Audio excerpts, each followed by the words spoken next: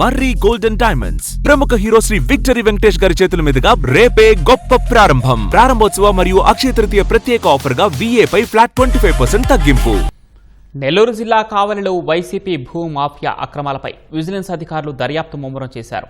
రెండో రోజు విచారణ కొనసాగించిన అధికారులు వేర్వేరు శాఖల నుంచి భూముల సమాచారం తెప్పించుకొని పరిశీలించారు. ఆర్డీఓ, తహసీల్దార్లు తయారు చేసిన నివేదికల్ని వెంటపెట్టుకుని ఆయా స్థలాలను క్షేత్రస్థాయిలో పరిశీలించారు.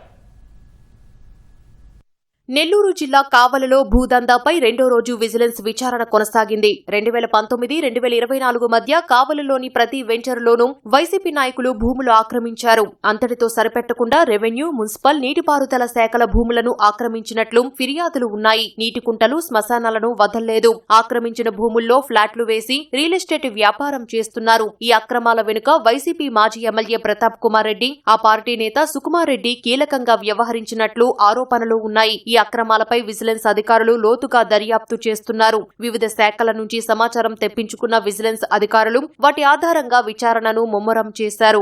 వైసీపీ భూమాఫియా ఆగడాలను అడ్డుకుంటామని ప్రతిపక్షంలో ఉండగా చంద్రబాబు పలుమార్లు ప్రకటించారు. ఇదే విషయాన్ని పాదయాత్ర సందర్భంగా లోకేష్ హామీ ఇచ్చారు. దీనికి అనుగుణంగా గత 22 నెలలుగా ఆర్డీఓ, తహసీల్దార్లు విచారణ చేసి నివేదికలు తయారు చేశారు. వాటిని కూడా విజిలెన్స్ అధికారులు పరిశీలిస్తున్నారు. మరో 30 రోజుల్లో విచారణ పూర్తి చేసి ప్రభుత్వానికి నివేదిక సమర్పిస్తామని విజిలెన్స్ అధికారులు తెలిపారు.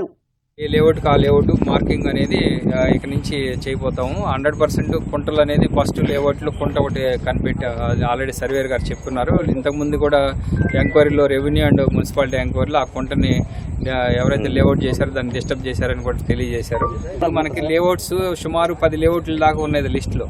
ఆ లేఅవుట్లు ఏమేమి ఉన్నాయి అనేది మొత్తం ఆ లిస్టులో ఉన్నటువంటి మాకు ఇచ్చినటువంటి కంప్లైంట్లో ఏ లేఅవుట్ అవుతుందో 2019 నుంచి 24 వరకు ఆ లేఅవుట్లో ఉన్నటువంటి కుంటలు కానీ, చెరువులు కానీ, కాలువలు కానీ అన్నీ కూడా ఐడెంటిఫై చేసి వాటన్నిటిని కూడా ప్రభుత్వం స్వాధీనం చేసుకునే విధంగా మేము రిపోర్ట్ తయారు చేసి పంపిస్తాం.